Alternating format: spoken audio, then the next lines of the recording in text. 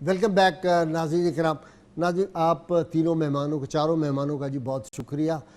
ناظرین کرام آج بڑی زبردست کتاب میں نے آپ کو متعارف کرانی ہے اور بڑے عرصے سے مجھے مسلسل لوگ پوچھتے تھے کوئی ایسی ہمیں کتاب بتائیں کہ حضرت عارف کھڑی حضرت میاں محمد بخش رحمۃ اللہ علیہ جن کو رومی کشمیر بھی کہتے ہیں، ان جو اشعار ہیں بعض ہمیں نہیں سمجھ میں آتے، پنجابی جو زبان ہے بڑی گہری انہوں نے لکھی. تو یہ ایک کتاب چھپی ہے پروفیسر سعید احمد صاحب کی، حضرت میاں محمد بخش ایک تعارف، یہ 2 والیوم میں ہے. کمال کی کتاب ہے، ہر شعر کی کمپلیٹ تشریح، اس میں سے کون سے قرآن حکیم کے احکام کی طرف اشارہ ہے، کون سی جو ہے وہ ہماری تاریخ کی طرف، کون سی حدیث مبارکہ اس میں جو ہے اس کا ترجمہ کیا گیا ہے. اتنا آسان کر دیا انہوں نے اور پڑھ کے ایک لطف آتا ہے اور حکمت کے ایک سمندر ہے اس کتاب کے اندر.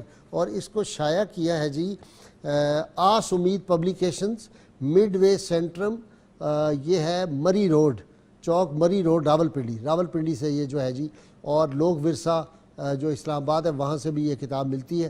اس کتاب کو ضرور حاصل کریں، مدت کے بعد اتنی لاجواب کتاب جو ہے وہ مارکیٹ میں آئی ہے. قول حکمت ہے جی، سیدنا علی المرتضیٰ شیر خدا فرماتے ہیں، خوف کا نتیجہ غلامی جبکہ شرم کا نتیجہ محرومی ہے، اور فرصت کی گھڑیاں تیز رو بادل کی طرح گزر جاتی ہے، لہٰذا بھلائی کے ملے ہوئے موقعوں کو غنیمت جانو.